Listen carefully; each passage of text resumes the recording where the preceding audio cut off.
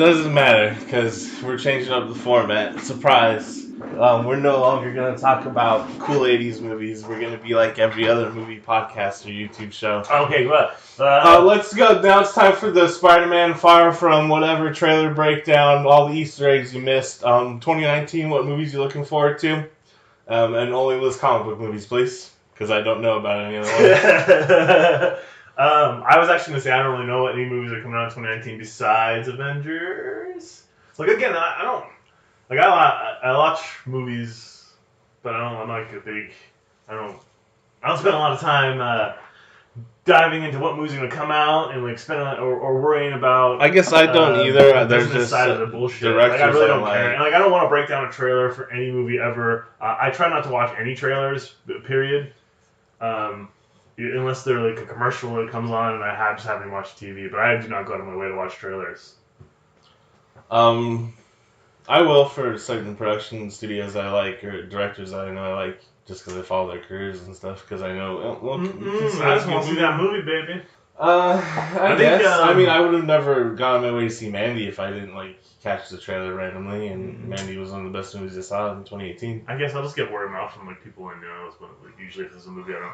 Yeah, but I don't know too many people that actually have good taste because most people that I are breaking down Far From Home trailer. They spend an hour. Like, do people really do an hour podcast breaking down the Far From Home trailer? All right. Well, so what inspired me to make that joke is Funhouse. I'm sure some of our listeners are familiar with Funhouse. It's actually like a video game YouTube channel, and like them, I think they're actually pretty funny when they just do random funny shit with video games. But they have a movie podcast show. And it's the most annoying shit to watch, because basically it'll be like, oh, I haven't seen that movie. Oh, I haven't seen that movie. Jake Gyllenhaal's a good actor. Here's some good movies. Oh, I haven't seen any of those movies. Let's talk about fucking Spider-Man, or I haven't heard of that new Taika Waititi movie coming out. Why don't we talk about Shazam? Is everyone excited for Shazam?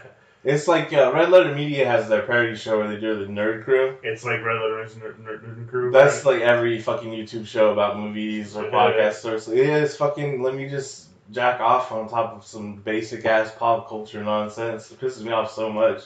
I don't know why. It's just like, who the fuck cares, man? Who cares? Who the fuck cares? But I guess our show is just pop culture nostalgia bullshit too, but I'm not super serious about it. I mean, I guess if that's your thing, whatever. But I don't enjoy it. Why does everyone like fucking? I get it. Probably the Funhouse guys just try and get clicks on YouTube because it's like such a. Oh, is that what we need to do to increase this podcast? I guess you just got to do the basic shit that more people can understand. But I don't want to see the same shit from every single outlet that exists. Just I want you to force me to do the same bland cookie cutter bullshit about Aquaman the movie and Spider-Man Far From Home. Let's talk about the 20 Disney movies that are coming out in 2019. I mean, they're all Disney movies. Disney is like 60% of the industry, right? Yeah. That's another thing too. Is I was talking about this in court. I'm like, how does Disney pace out their releases as to not cannibalize each other? This is like my big problem with it. Actually, now that we're talking about Disney, this is what really, I think, what makes me aggrieved about it mostly is it is like people just willingly shilling for a major corporation. Yo, I hate that. Because that's part of like when we were talking about Blade Runner 2049, and you're like, oh, Joy's a real person, and the whole thing is like, it's still like a Wallace Corporation built this fucking thing. Yeah, I mean, I understand that from a critical perspective outside the world of the film, but I think that, like I said, I think that's specifically in the film to draw parallels between replicants and humans and what does it mean to be human. But there's these people out here shilling for Disney and Marvel and shit all the time. It's like, cool if you like those movies, but like fucking, you're creating propaganda for this corporation essentially all the time. Well, yeah, and no one talks about anything different. Yeah, here's the thing too. I mean, it's okay. I like those movies, the Marvel movies too, and I'll talk about how I like them. But like, the business side of it, I don't give two shits about. Like, it doesn't affect me at all. I'm a fan of movies or stories. Mm-hmm. Why do I care about how well Disney's doing, or if this Marvel movie makes $110 million, or if it does better than Aquaman, or who cares? It's like this weird fanboy like competition shit I've never gotten. I also don't care. I don't care about how much money they make. I do care that Disney controls so much of the market, and that means we're just gonna get completely bland, lowest common denominator bullshit. Is that? I mean, that's not fair because like Disney had made Pulp Fiction and technically they did through. Multiple levels of and that's still true, right? They still have production house. Yeah, you're right. Disney does own tons of companies. A corporation that has hands in everything. Yeah, I guess here again, we're talking about two different things as a like an economic or situation where I don't believe in monopolies or huge trusts. I think we should bust up some trusts, Teddy Roosevelt style. Yeah. But. I mean, I don't know that has any. I don't know that you can say that's going to affect the artistic production of some of those smaller companies. Maybe. Well, it won't. I just eventually it's already getting to the point. I feel like based on. Well, I mean, the other thing too is like how people I interact with. Film industry is a lot different than it was even 10 years ago. Like movie theaters are not making much money. Yeah, not making much money. They're not necessarily well, I guess actually the core audience. Like Netflix is releasing movies. Yeah, 2018 was a good year for movie ticket sales, apparently. Right. For the box office. Who knows why? We're not even talking about Matt. We're never going to get to Mad Max. Well, yeah, but, I don't know. The big thing is, so... a stupid joke about Spider-Man. Okay, of course, there's always going to be other people making movies or whatever. But I do feel like it's getting to the point where no one's seeing most movies, you know what I mean? I agree. And definitely most people aren't seeing most movies in the theaters, that's for sure. Well, eventually there's not going to be any studios that are willing to spend any money on anything but Disney films, and it's all going to be TV shows. Because right now there's people like Martin Scorsese that have to get independent financing to make a movie, which is fucking nuts. Yeah, because it's Martin Scorsese. Yeah, so that's, I don't know. Whatever, we'll see what happens. Everything's going to shit anyways. I don't know, I think that, well, if we're talking about that part of it, I think what will end up happening is you'll see more movies on streaming services, and it might change the way. I'm hoping it changes the way, like stories are told. We'll get more like short stories or mini-series, or you'll get like epics again that are like 4 hours long. Because you don't have to worry about audiences leaving halfway through. Yeah. I guess we'll see, but I mean, probably not. No. Yeah, I really doubt that. I'm going to be optimistic about this one thing, because the rest of the future looks real grim. Yeah, no, we already live in, like, the boring cyberpunk future. Yeah, we're living the boring version of Blade Runner right now. Boring dystopia, everything's already corporately owned, it's just really fucking boring. Anyways, speaking of boring dystopia... I think you can say that Mad Max is boring dystopia after he leaves Barter Town. So we watched Mad Max 3, or as it's known in the United States, Mad Max Beyond Thunderdome. Because in Australia it's Mad Max 2, Mad Max 3. In America it's Mad Max, The Road Warrior, and then Mad Max Beyond Thunderdome. Correct. And then Mad Max Fury Road. Which is not... Is it Mad Max 4 in Australia? No, they did actually call it Fury Road.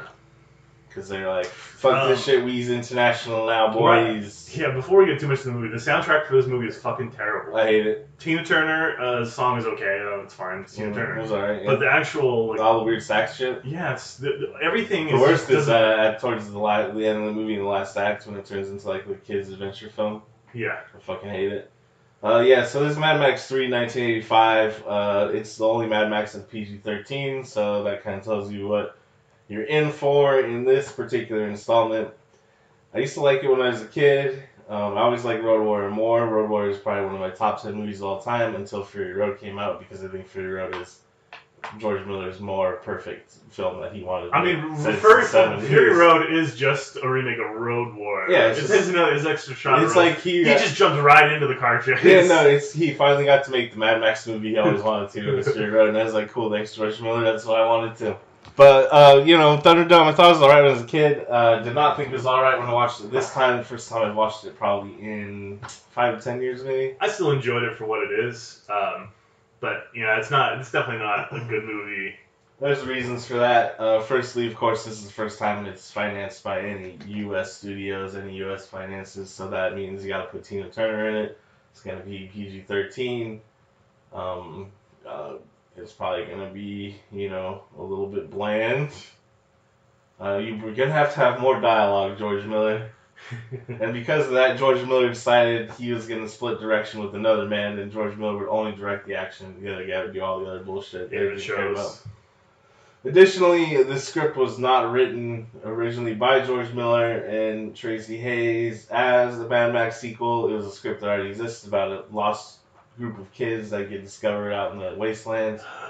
And they're like, well, what if Mad Max did it? And they're like, okay, let's rewrite the script. There you go. That's Mad Max Beyond Thunderdome. That's fucking dumb. I mean, that's my whole thing too. Is it's an okay, I'm like talking about myself. It's an okay movie, pretty good movie, I'd say, up until he leaves Barter Town, and then it really falls off a cliff. Well, it's a Mad Max movie until he leaves Barter Town, then it is not. Another big thing. This also might be why he split directing duties, because his heart wasn't in it. One of his friends, the guy he worked with his entire career, longtime friend Byron Kennedy, was out doing location scouting and died. Oh shit! And he was pretty bummed out about that, as you would be. And he was probably just like, man, fuck Mad Max 3.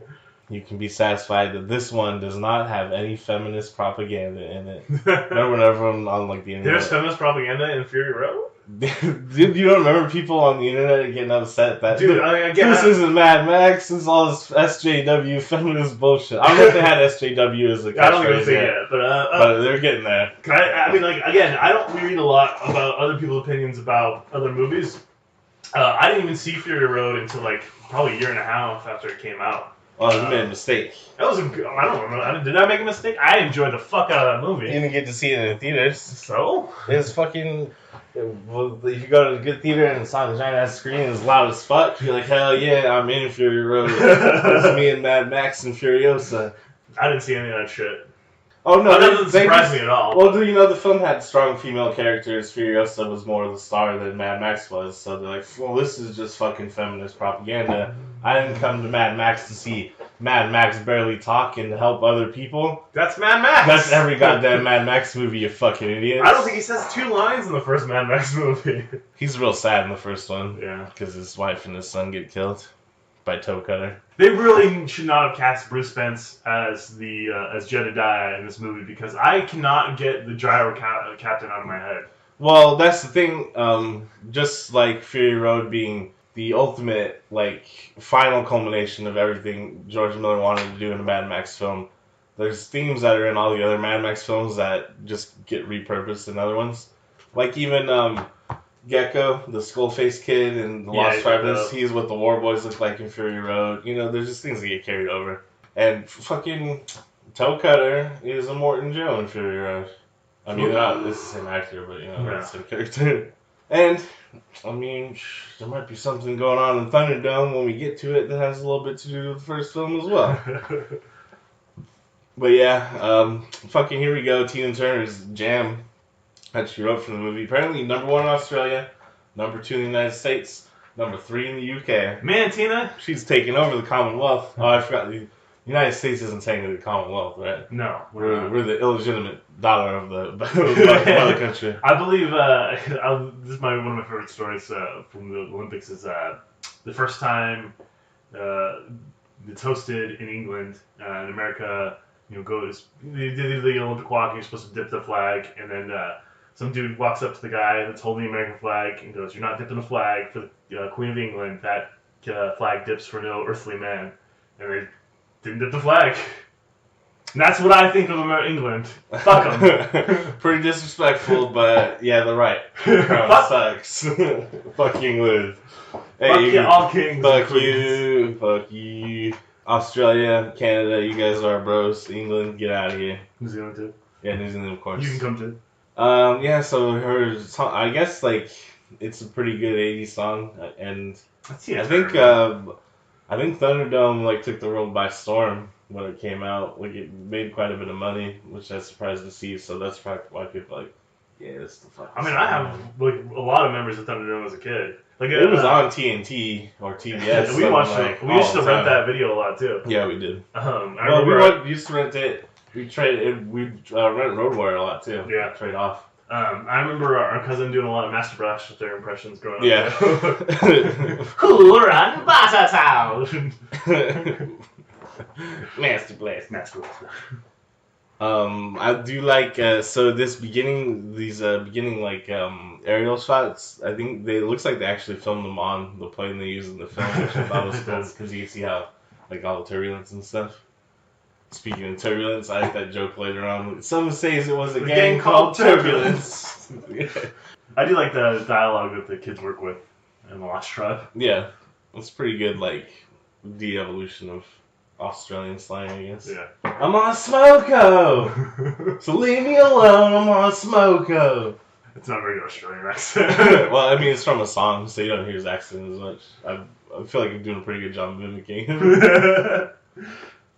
Fucking Jedediah. Bruce Spence. He's Jedediah, but he's also the gyrocopter captain, and he's got a little version of himself in this one. His son, who's they have like sort of like 1920s Teddy Roosevelt, like champagne safari type shit. Like John Jameson went to the Amazon so he could feed the child to cannibals. That's what he was wearing.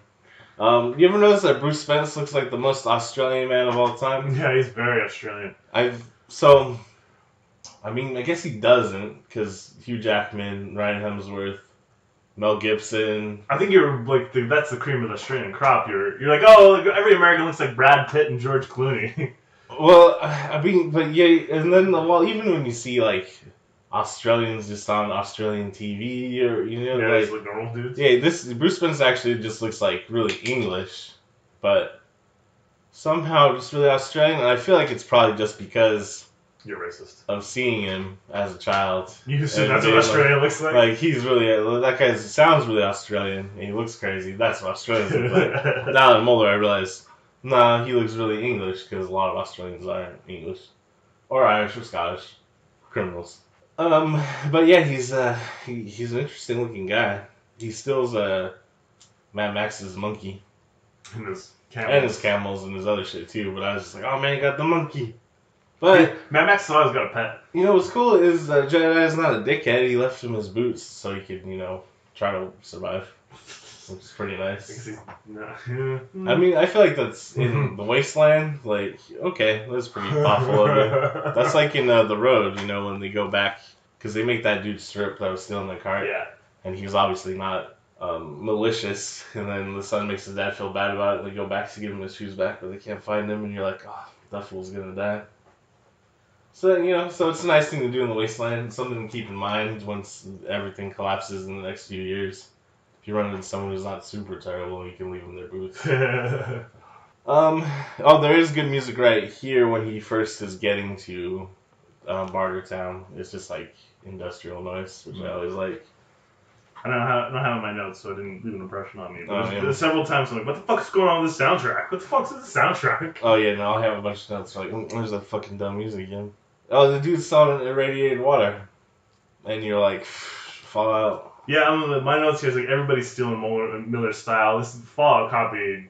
Mad Max Fallout is straight Mad Max. Fallout is for sure just Mad Max Beyond Thunderdome. Yeah. Or even the Road Warrior. I mean, it's all... There's a lot of static from Beyond Thunderdome, that's true.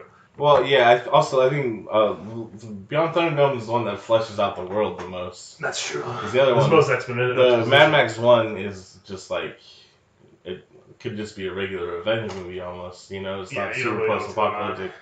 And then Road Warrior, or Mad Max 2, it's post-apocalyptic, but it's mostly just car chases and shit, Mm-hmm. And there's like kind of one like small town, but in this one it's like, oh, it's the whole world. Look, they even got neon lights and how does it operate and blah blah blah. They even go to Little Lamplight. What? Right? Isn't that the vault where all the kids live in Fallout 3? Yeah, I think it's Fallout 3. Yeah, he goes to Little Lamplight in this. They just live in that canyon. I think you mean in Fallout 3 you go to the Lost Tribe Canyon. Yeah, that too. Because this came out in '85. Fallout wasn't even a video game until what, Yeah. Well, you know what? Here's the thing about video games is no one could ever say video games were completely inspired storytelling. Mostly it's just like, man, wouldn't it be cool if you could live in the Mad Max world? And they're like, oh yeah, we should make a game about that. Which is fine, but that's not art, so I guess. I don't want to be those pedantic people about what's art and what's not. I just like to shit on video games because they are like kind of just really derivative all the time. And also, I know everyone in our age group and younger on the internet and stuff fucking loves video games as like the height of entertainment.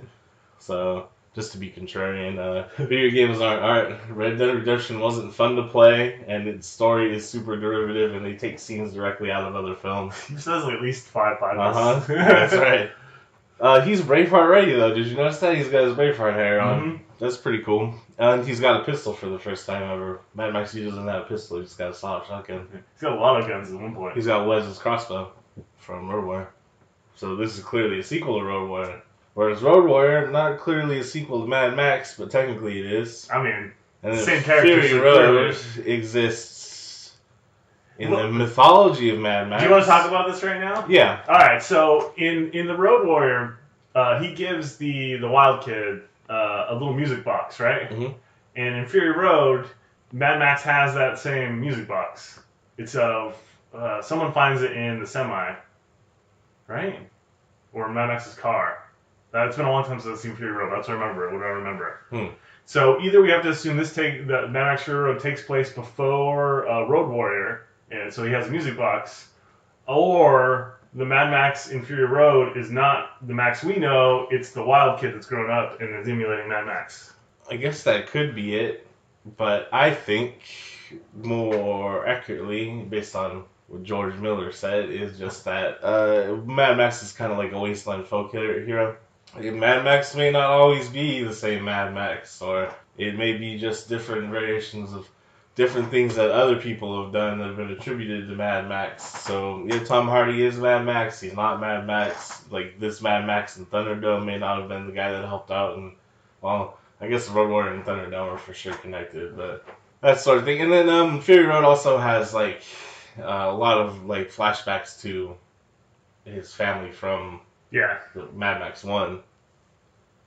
And no flashbacks of being good with a boomerang or anything. If they would have had a boomerang scene in there, I'd be like, oh, he's a boomerang kid. But no, they're like, nah, that'll be too Australian. Everyone will laugh at us. Well, that's because I was trying to figure out, like, obviously the timeline doesn't really matter in Mad Max. No, because, I mean, Mad Max is 40 years old in Thunderdome. Yeah. Right? And then Tom Hardy, Mad Max is like 30. But you can always look at it as, like, Conan, not the late night talk show host, but the Barbarian, and actually not the movies, but the short stories from Robert Howard, where he's like just telling stories from Conan's past, and like you don't ever really know what the actual timeline is. It's just kind of Conan like, oh yeah, I did this thing kind of one time. It was real fucking crazy. Or like Beowulf. Yeah, like, the same idea. This guy did this and this happened, and or I guess any old folk. Like, it really goes back to George most of Mad Max being a folk hero. But I kind of like the idea that it's the wild man growing up, the wild kid growing up. I mean, why not? Like, there's nothing for or against it.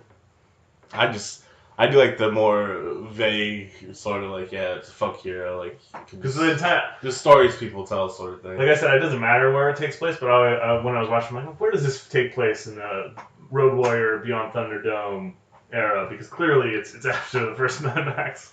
They wanted, excuse me, they were planning on having Mad Max die at the end of Thunderdome. And maybe he did. He does just kind of just get left out in the desert. I think we know that Mad Max Raggedy Man is capable. Yeah, Raggedy Man. Raggedy Man. That Raggedy Man is capable of surviving in the desert. Yeah. Oh, we forgot. Mad Max is so good at doing violence that they're like, hey, you know what? We do have a deal. We can make this work. So they bring him aside. He's trying to get his camel back. His camel's back. And his stuff. He wants the stuff. Yeah, trying to get his shit, which is. That's always the start of every Mad Max movie. Trying to protect his shit. The town crier, I like when he's giving the camel stats. Yeah. That's the best. I love that dude. He's one of the best characters. What is it, like independent steering, full suspension? So yeah, because it's an animal. That's just funny. At least 10 horsepower. Way better than horses. These are fucking camels, man. This is a desert. Australia doesn't have camels naturally, so obviously he's stolen from some farm somewhere. No, they don't have them naturally, but they do have a lot of invasive camels right in Australia, right? We have camels here in Arizona. Well, there's a rumor we have camels here in Arizona, but I don't think it's actually been. Oh, really? Yeah, I thought it was like for sure we had them out here. No, there's like I want to say the 70s or 60s or maybe even before that. People, someone bought like a camel ranch because they thought it'd be on Like, it's their the desert. Yeah, everyone loved camels. Fuck horses. And then the camel ranch kind of went under, and they just released the camels into the wild. And supposedly since then, there's been camel sightings in the Arizona deserts. Oh. But Damn. I don't think it's been confirmed. Damn. Oh, there's also that monkey village that was abandoned out in Arizona, and there's apparently wild monkeys. Oh, what? What the fuck's going on? Look at that. Yeah, it's fucking nuts out here. Fucking monkey village? You mean like at the zoo? Yeah, that's what the dollop should do next. Monkey village at the zoo?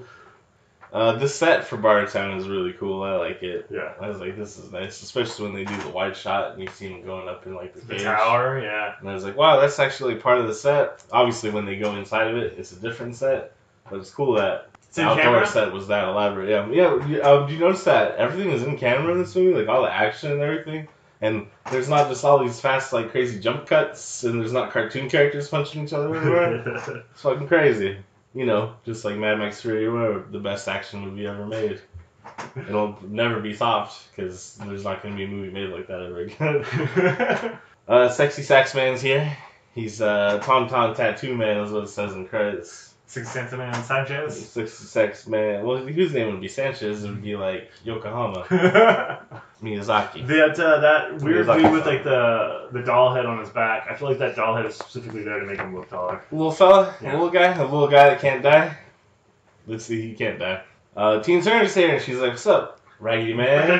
Raggedy Man. You think I don't know the law? She's great. Teen Turner's one of the best parts of the movie. Teen Turner's great. She's just like, whatever, I'm here, I'm jumping around, I'm yelling. I'm in charge of fucking Barter Town. They do an audition, all the action's in camera, there's not any crazy cuts. He just basically beats everyone up. He throws the little guy fucking off the whole apparatus, but he hangs on, and this is the first time I'm like, oh, little fella can't die, huh? And then we get to take a look at the underworld, where, look at all those piggies. There's shit everywhere. Mm-hmm. It seems like a terrible way to live, those pigs. This is how much I remember the movie. Before the line comes up in my notes, I wrote down, methane cometh from pig shit. Not shit, energy! Apparently they had to use so many pigs in this film that they couldn't buy them because it would like ruin the pork market. Uh-huh. So they just had to rent them. So they're cooking up methane down there to power the city. That's the whole thing. That's what's going on down there. And basically what they need Mad Max for is he needs to kill Blaster, who is the body of Master Blaster, which is a real smart midget guy who rides around on a big strong... Midget defense, I believe you mean little person? Oh, yes, sorry, little person. He speaks as if he's not intelligent, but he's got quite a lot of ideas in that brain of his. And then, he rides around... He doesn't have time for grammar, but he has time for methane. Why say many words when few words do trick? I feel like sometimes he's saying more words than he needs to just to have that tone. It's fun, though. Like, I'm on to you, Yoda. Master Blaster's down here running the underworld, cooking up the methane, and there's a power struggle between him and Tina Turner, and Tina Turner needs assassination. There's also bad 80s music down in the underworld. Yeah, again, my notes are like, it's fucking soundtrack. Yeah. So the scopes This is the most political of any Mad Max movie. Well, Barter Town is supposed to be like the George Miller's vision of abstraction of what modern society was at the time, where here's all these slaves down here cooking up shit to provide for the upper world where everyone's a piece of shit anyways, and all they care about is murder, death, and entertainment. You know, fucking... Australia. Yeah, well, I'm just... I don't even television in the 80s, you know, just the same shit everyone's worried about in the 80s. And today, in the 90s. Yeah, well, I mean, we let it get out of control in the 80s and never really reeled it back in, so here we are. But so Mad Max is like, alright, I need to take a closer look at this big fella. And so he goes down in the underworld, he meets the pig killer. It's a pretty cool tattoo, or Brandy's got it. This is a pig killer. And then, he kills cops. He's like, oh man, I got 5 kids to feed. If I, ran with some dude across his chest and said pig killer, I'd be like, hell yeah, man, you out there killing those cops? That's would be my assumption. At the time, we don't think it's actually a pig killer. But no, he'd be like, nah, I had to feed my kids. Like, oh, okay. Obviously, this is a reference to the colonial past of Australia. Pig killer represents a starving Irishman who had to steal the landowner's corn to feed his children. And his prison ship lies waiting in the bay.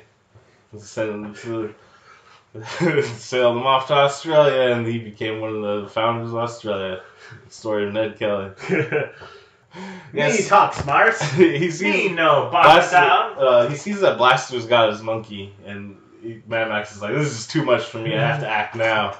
He's got my monkey. But they're also trying to disarm the bomb on Mad Max's truck. You smart. You fix it. Disarm! Disarm! Yeah, there's a guy that's his job to, like, disarm shit. He's like, he's quite a good job. He's dressed like a super tough, like, sex domination man. There's a lot of that, Mad Max. Yeah, but I just figured, like, the mechanic guy would, like, want to protect his body from burns and all sorts of shit. He's like, nah, I'll just get my dick out, basically. Oh, you know what's cool in Fury Road, though? They have that one dude that works for Morton Joe that, like, delivers his kids and, does, like, medical stuff. They call him the Organic Mechanic. I think that's a clever, funny name. It's very good, like, funny Mad Max name. He's like, nah, I'm not going to disarm it. You just out here cooking up shit. You suck. Tina Turner's the best. And he's, Master Spider's like, no! Shut down the government! It's such a weird flex on Max, who clearly doesn't give two shits. Well, yeah, the thing is, he's got a really small ego, really fragile ego. Joe, you don't say. He's got small hands and small body, and he rides around on a bigger, more powerful man. And any challenge to his authority, his ego, just sets him off. And you know what he decides to do? He says, embargo on. But what he really means is, I'm shutting down the government until you build my wall. I get the reference. I'm just saying that, like, he's I think he's arguing with someone that is not Nancy Pelosi or Chuck Schumer. No, he's like arguing with some dude, some crazy person on the street. Yeah, he's like, fuck you, kid. Not only that, it's like he's arguing with like not just a crazy American person on the street, like a Canadian person on the street. He has like no dog in this fight at all. He's like, I'm just here because I want my shit. I don't give a fuck about Barter Town. And Max like, I'll show you. I'll earn you energy. Government shutdown. Embargo on. But he does coerce Tina Turner into admitting that he runs Barter Town. Master Blaster runs Barter Town. But not really. He's just... Again, it's like... I mean, yeah, they could send someone down there to just kill him and turn it back on, Yeah. Like, what's he really doing down there? I think he's the one that's, like, in charge of, like, the apparatus. Well, yeah, I think he, like, designed it, fixed it, knows how to maintain it, but there's got to be other people that have parts of it figured out. And that's really what it is. Tina Turner's like, I'm sick of this guy's shit. We're just gonna fucking kill him. I don't want it to really be. Well, they want to kill Blaster so that they can, so they can just use Master's ideas, and he doesn't really have any physical power, and is therefore incapable of doing anything in this Mad Max world. And also, George Miller just loves little people. Yeah, so... We also learned that Blaster has the same weakness as the symbiote from Spider-Man. Yeah, he just uses, like, sonic waves. Sound and fire. I assume he's weak to fire. Most humans are. Yeah, there's not really any... I wouldn't say it's a weakness, a unique weakness. Everyone's kind of, like, allergic to fire. Max does disarm the car. At the time it sets off the alarm. Blaster freaks out. He's like, oh, my ears.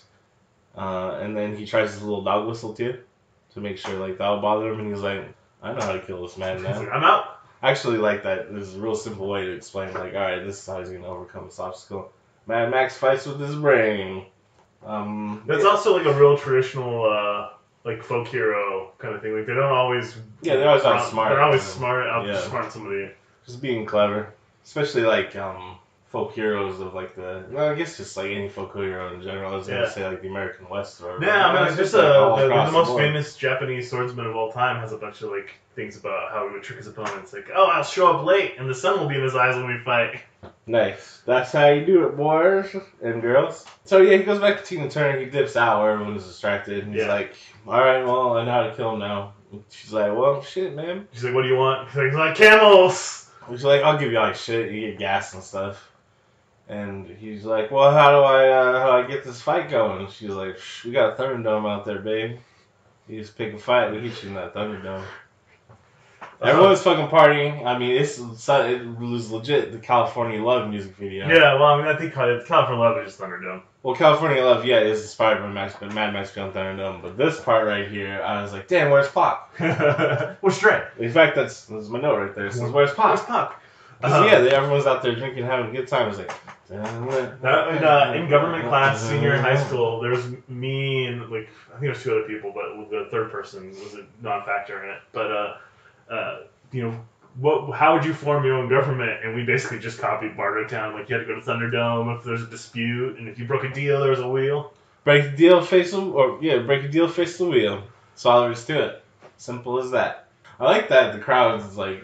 The society of Barter Town, so easy to sway. Yeah. Well, it's not. It's representative of real society. Because they're like, 2 man enter, 1 man leave. Those are the rules. This is how it has to happen. Tina Turner jumps in, break a deal, face the wheel. And they're like, oh yeah, you're right. Break a deal, face the wheel. That shit rhymes. Right. We're familiar with it. Well, to be fair, he still left Thunderdome, right? He still left. Yeah, he got gulagged. But he broke a deal, so he had to have a punishment for that. He had to face the wheel.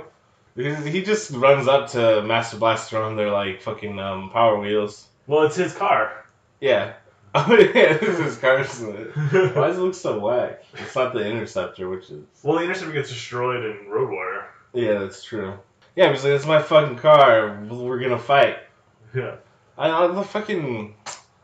You could just kill fucking Blaster out in the streets. Like, who's gonna do anything? You know what I mean? Well, I mean, at this point, too, Auntie's men jump in. He's like, hey, Blast, because Master Blaster just crush his fucking head. Like, you know the rules. Yeah. So, I mean, again, they Tina Turner kind of, like, convinces Master himself to ask for Thunderdome. Yeah, I mean, again, she's like, we demand Thunderdome. He's gonna kill, Blaster's gonna kill him anyway. Right. I mean, Master is just, he's a really smart scientifically, but he doesn't have a lot of common sense, is what it seems like. He's just drunk on power. Yeah, and then Tina Turner's pushing him around politically. She's way smarter than him. Really, this is the Nancy Pelosi-Trump dynamic. She's Nancy Pelosi, Master is Trump. Except he's not. There's no redeeming qualities. He's not completely ineffectual. Yeah, and there's no redeeming qualities to Trump. Yeah, and Master doesn't actually seem that bad. Yeah. He seems kind of misguided. But everyone seems shitty in the Wasteland. Even Max? No, Max, well, I guess not everyone. Because even, like, Jedediah is like, yeah, okay. Sort of. Yeah. Pig Killer is the real hero in this story. Pig Killer, he's a little bit crazy, but I guess he would be. He's been living in pig shit for the last 6 years. He's been smoking all that methane. Oh, yes, Thunderdome time. Introduce Blaster. They call him the ball cracker. He's cracking balls. The man with no name. It's not Clint Eastwood. Thunderdome scene is great. It's all in camera. There's not any crazy cuts. It's just really good, like, 80s style choreography. Dangerous as fuck for spectators. Yeah. Apparently. At least I was trying to think of like where you could be on the dome watching that would be the safest. And I guess like the very tippy top. Very top, yeah, because it seems like it's hard for them to get up.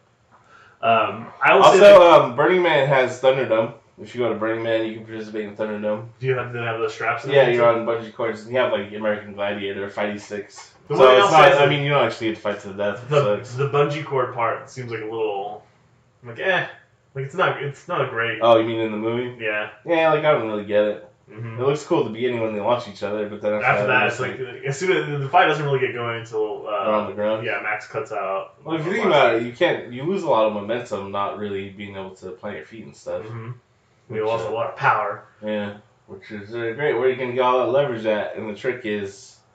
You just bounce up to the roof and hang on there, and Blaster can't get you. Yeah, so just like any folk hero fight story, David versus Goliath sort of thing, he's got a secret plan. He's gonna do the whistle. I gotta talk about the crier guy real quick because I just love his speech. he's everywhere for a little bit. Yeah. It's just such a great little, and he's a great little speech. He's got these like weird shoulder pads on. He looks like a vulture. Yeah, he's like I don't know. He's like how I imagine a necromancer would act. So another great thing about Mad Max films, they're really good at just having really interesting, dynamic background characters, and they don't like feel the need to explain every bullshit detail about that character. Yeah, that's one of my favorite things about Fury Road. My girl that I was dating at the time, my girlfriend. Was like, man, I wish they would explain things more. I was like, shut up. Nah, they need to. You stupid, stupid. No, because I do enjoy that. They just like fucking. It's just you get what you need out of every character. You know what they're about. You can see it. Yeah. Anyways, he loses his whistle, so he's like fucking. I don't know. Just climb up here. I'll do this. Good full of fear. Dying times here. Dying times, you. Two fellows with a gut full of fear. Yeah, it's a good fight scene. I don't really can't break it down too much. It's because it's a fight scene, but he eventually gets the whistle, beats the shit out of his helmet with a giant hammer, and it turns out he's got Mentally a child's deficient. mind. So this leads back into how it might apply to Mad Max 1. Some people theorize that maybe not specifically that that blaster is Benno from the first one, like the autistic farmhands. Yeah. But maybe him seeing Blaster reminds him of Benno, and he's like, oh, I can't kill this kid. And or also, Mad Max just still has his humanity, you know? I mean, I think that's the whole thing with the Mad Max movies. Like, this is the one man that still has a moral compass. And, and he's Mad Max, and everyone thinks he's a savage, and he even kind of like thinks he's lost his humanity to a certain extent. But really, he's still just kind of like, I'm an okay guy. Yeah, so he refuses to do it, and Tina Turner's like, bro, we had a deal. Well, Mad Max actually gives up the game and says, this wasn't part of the deal. No, say it right. This wasn't part of the deal. And I like to say everything as Mel Gibson from Braveheart. Yes, what part of the deal? That's not British. You're looking at sugar tits. Hey, this isn't part of the deal. He doesn't have a very good Scottish accent either. Yeah, I know, that's right. To be fair. Yeah, Tina Turner's like, quiet a minute. And then Blaster's like, deal? Yeah. What deal? And then thunk. Yeah, and then they just shoot Blaster. It's like little guy time for Plan B. Little guy has Wes's crossbow. Little guy pissed me off nonstop in this movie. I don't like the look of this guy. But after he shoots him with the crossbow, he does that thing where he like blows smoke off the barrel. But it's a crossbow, you stupid. Yeah, but he can't die, so that's interesting. That's here's where we learn if you bust a deal, you gotta face that wheel. Yeah, so Tina Turner's like, fucking, they're chanting my own laws back at me. I know what to do. I'll chant my laws back on them. Yeah, I'm gonna give them the better slogan. Break a deal, face the wheel. Also, there's a lot of like pomp and circumstance in Barter Town. Yeah, have you ever read Humans? It's like an anthropological. It's kind of an academic book, but it is written in like a accessible way. He makes an argument that human society is basically built on myth and ritual. Well, that's true. Like we all just sort of tacitly agree to certain things based on, like even the Constitution. That's mythology. I said this when Trump got elected president. Like a lot of what we consider, the law are really just norms and traditions that people agreed to. Like, I mean, everybody agreed that a president should only serve 2 terms until Franklin Roosevelt tried to run for a 3rd one. And then after he died, they're like, all right, well, we're going to make this a fucking rule now. Mm-hmm. And it's that kind of, a lot of society is built on that idea.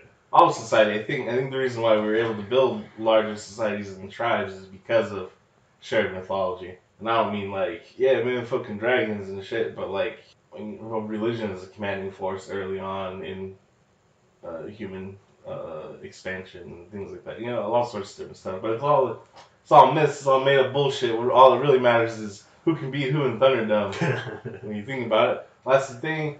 In this society where there's less myths or less laws, however you want to look at it, as soon as Master Blaster doesn't have any physical power, he's basically powerless. So, if you extrapolate into that to our modern society, put me in the ring with Donald Trump, I'm about to be president. How many rounds do you think he could go? We'd have to only be it's 1 round, dude. Well, I mean, say I don't knock him out in the first round, we'd have to only be Are you not throwing a punch at him? He is. He's 70 years old. He's 70 years old. He's at least 60 pounds overweight. Yeah. He eats like shit. I don't think he's exercised a day in his fucking life, man. What? Well, he used to play tennis or some shit, right? That's not exercise. Fucking tennis is hard. Not the way he plays it. Oh, word.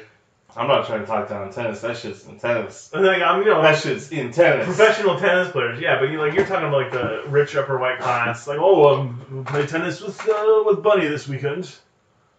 Me and Bunny will be playing tennis against the Watsons this week. I don't know if it's physically possible to really play like casual tennis because you have to hit it hard enough to get it over to their side. I don't know. I've never seen some old white people play tennis not very well. Oh, man, that's fucking boring. In fact, well, you know, I used to work in Scottsdale. Mm-hmm. There was a park right across the street from work, so sometimes I'd walk out there and it was nice to go eat. And there was a tennis court there, and since it's Scottsdale and there's old white retired people there, I would see people who play tennis very often. And they're not moving around that much. Damn, that's wild. I like can't even wrap my head around how you can play tennis like at a slow pace. Because you're just never. You're just not playing at a very high level. Yeah, you're not. There's never any volleys. You're just constantly like, okay. Yeah, there's a lot of flow. Now that ball's gone. I'll just get another one. That's true. A lot of them will come out there and there'll be like 15 balls on the court. So they're just like not moving their feet or anything. Yeah. They're standing still, chipping balls at each other. Man, old people are weird. Yeah, but to go back to your original point, I think it lasts as long as it takes you to throw a punch at him. Yeah, I think I could knock him out pretty quick. I mean, I don't even know that you knock him out. I just think that he's only going to really take one good punch before he's down. Like, most people can't take... I don't know, didn't he survive the Stone Cold Stunner? that was like 20 years ago, though. He was a young man then, he was only 50. Yeah, so he gets gulagged, though. Just like Donald Trump. That's a weird form of gulag that they do. Yeah, because gulag is a prison, but they just exile him. So, not too many educated people seem to survive whatever Holocaust causes Mad Max World, whatever apocalypse. Whatever a nuclear Holocaust causes it? They don't ever say that for sure, but yeah, that's what it is. Well, I mean, they don't say it for sure, but everything's irradiated and Sydney's destroyed, so... Well, it's seemingly economic collapse, worldwide strife, hunger, that sort of thing leads to war, and then nuclear war. And killing leads to dying. And Australia survived because no one hit them with a nuke, presumably. I think some of them got hit with a nuke because everything's irradiated. I think Sydney definitely got hit with a nuke. Well, Australia's really big and not super populated, so yeah. I guess the idea is that there would be pockets of survivors.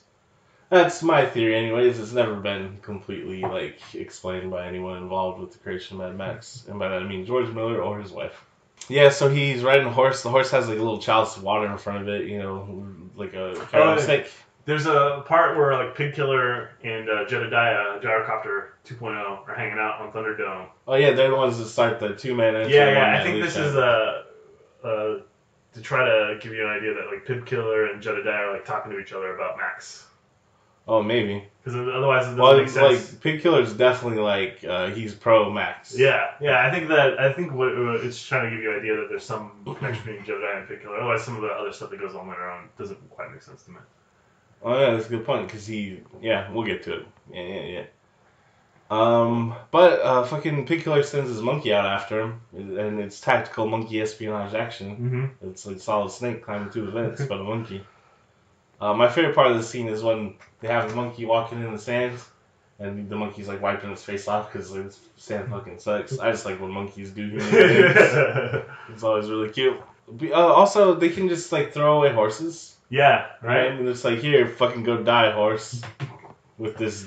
You feel like horses would be like a really precious commodity. You'd think, and then also, okay, in Mad Max's case, you shake off the stupid helmet they put on you. You find a way to get out of your straps. Steal the water that's leading the horse, kill the horse and eat it. You know what I mean? Yeah. To survive. So you gave him a food source, possible way to survive, and you wasted the horse. Good job, guys. Like, you fucking dumb, Bart. Yeah, because, I don't know. Yeah, this guy's definitely not going to come back for revenge. You think, because later on in the show, the little guy, and he's got one of those push carts. You think you just put him on the push cart, lead him out into the middle of the desert, drop him off, and go back. But no, they have this elaborate ritual that's makes it so Mad Max can survive. And also because his monkey can. And that monkey's got to be thirsty as fuck, too. He walked all the way out there. Or she. You can tell it's a she because you can see its vagina in some scenes. I like that you're trying to peep, though. I wasn't trying to. There's scenes where it's walking in the desert that are just fully behind it.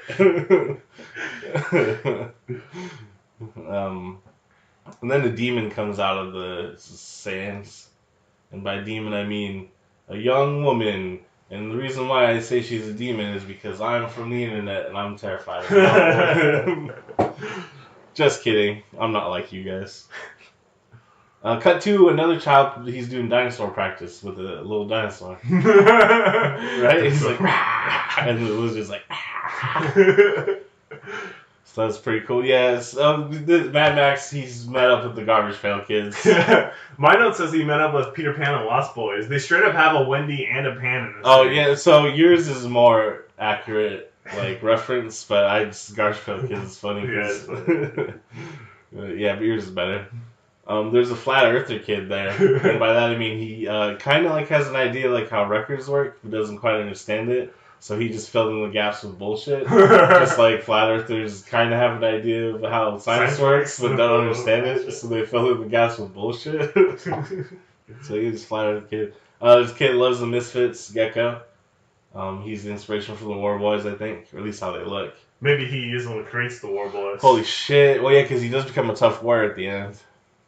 Maybe he's fucking a Morton Joe. Oh my god. A Morton Gecko. Except for Morton Joe was alive before the apocalypse. Oh, yeah. So well, this kid could have been alive before the apocalypse. I think. Well, that's the thing about this group of kids. Their timeline doesn't make sense. Timeline does not make sense. How could they be so detached from...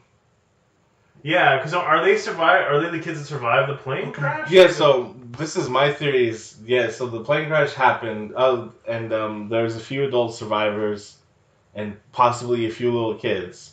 And then the adult survivors left because they mentioned the co-pilot leaving, and so maybe they're like, we'll come back for you. So maybe there's only like, a couple real little kids that were alive at the time of that period, and then where did the other kids come from? How's their language evolved so much? Yeah.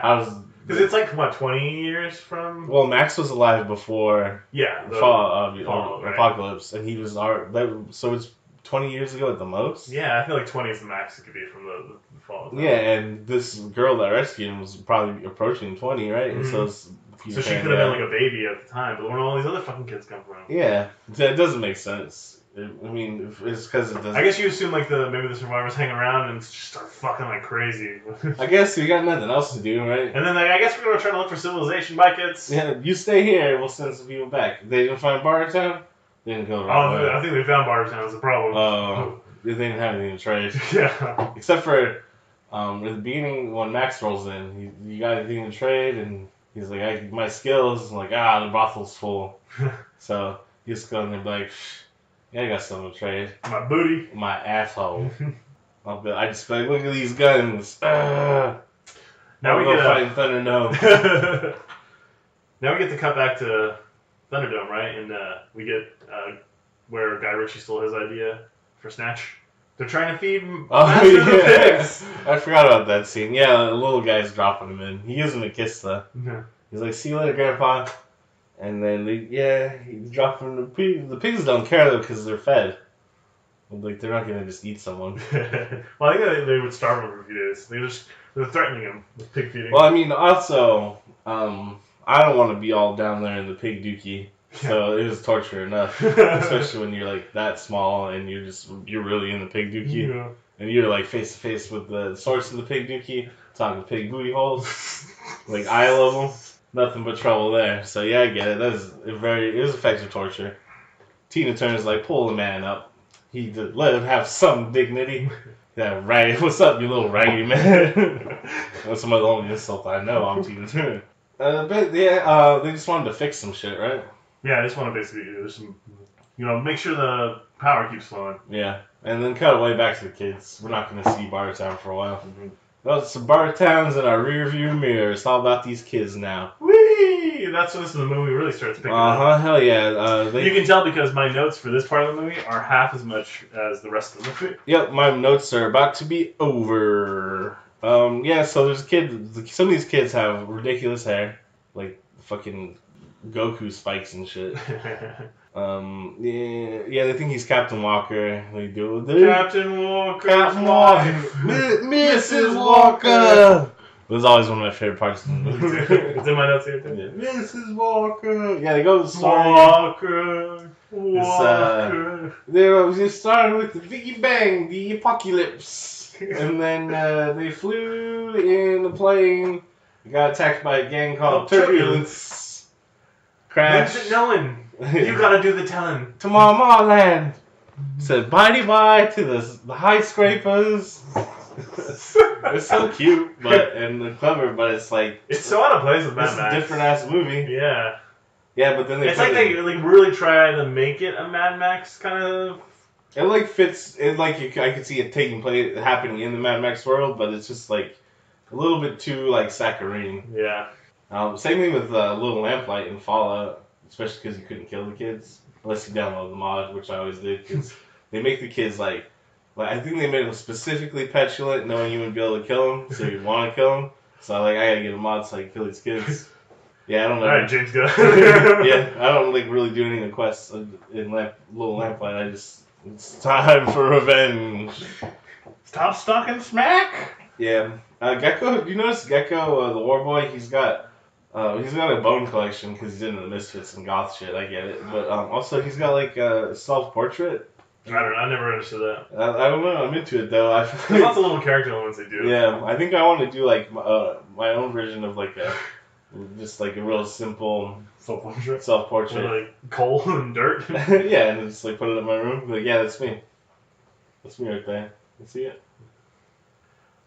Yeah, but these kids are fucking dumb. Max tells them. He's like, no, it's all gone. Stay here, dummies. The apocalypse destroyed everything. I'm not a Captain Walker. They cut his hair too. Yeah, he looks like Mel Gibson again. Also, they put him in the attire from Road War. Well, I think he was already wearing some of that shit. He just had like other stuff over it. And I think that painting they show of him, I think that's a recent addition. Oh. Yeah. Cause he's definitely had his Road Warrior shit under just like his cloaky stuff. I mean, you're not gonna throw that jacket away. No. It's a bomb ass jacket. No. They you know how like he's always got a leg brace since Mad Max 1 because he hurt his leg. Mm-hmm. And I noticed in this one they like cinched up his leg again for him, so that was nice. But they never showed his leg brace before. I don't know.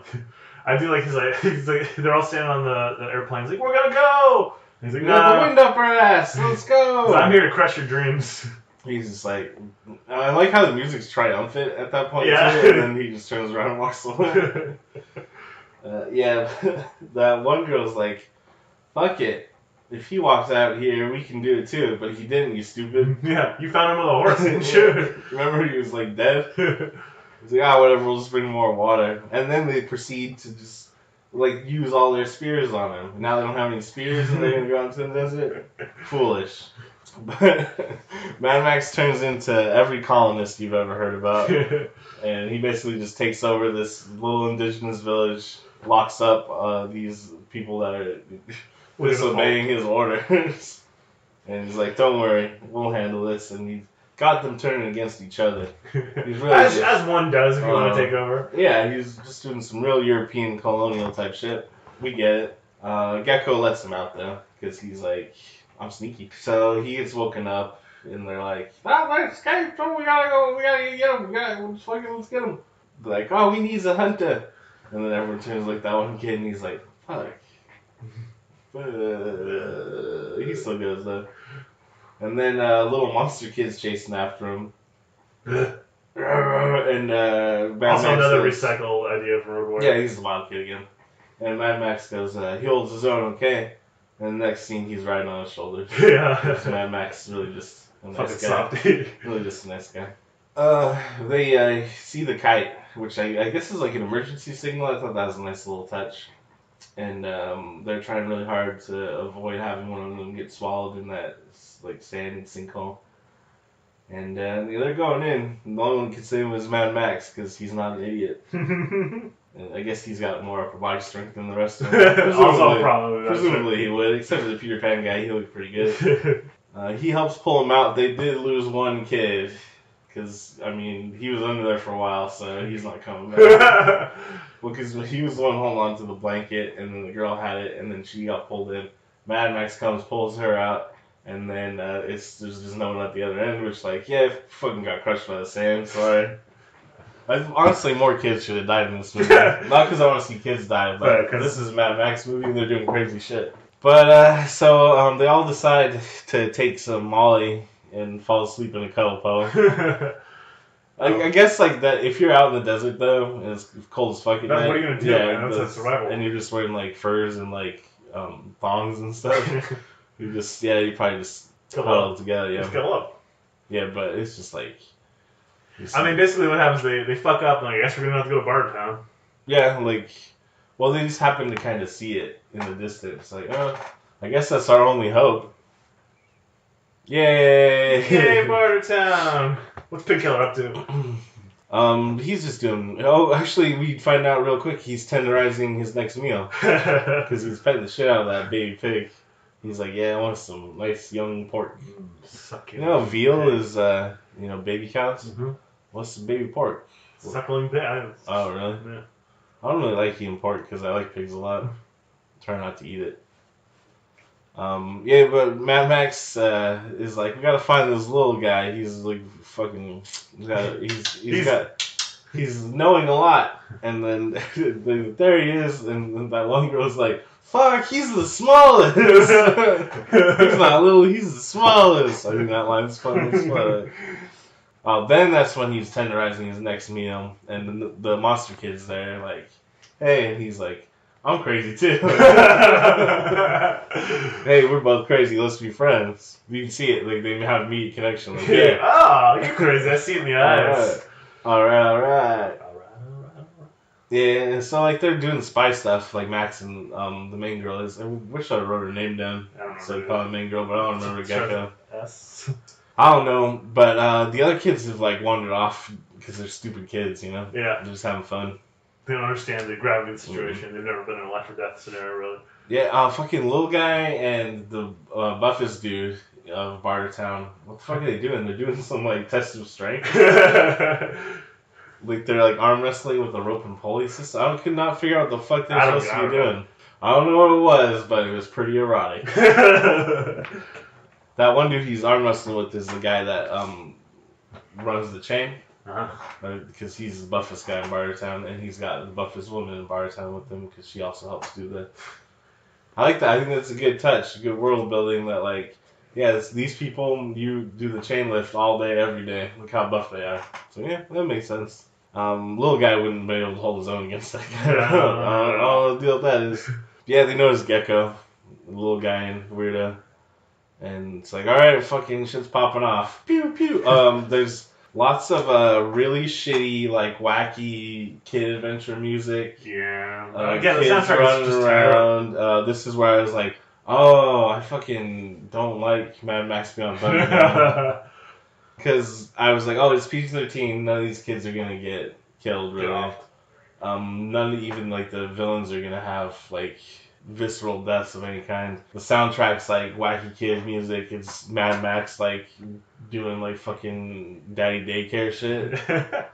It just turns into a goofy like little kid movie, and I'm guessing that's because they wanted it to be PG-13, get more asses in the seat, make more money. So thanks the American film industry. You ruined Mad Max Beyond Thunderdome. Yeah, but luckily Fury Road eventually came out. 20 years later. Yeah, they do the Han Solo gag where he chases after the mechanic. There's an Indiana Jones gag too at the very beginning. Yeah. Shotgun. Right.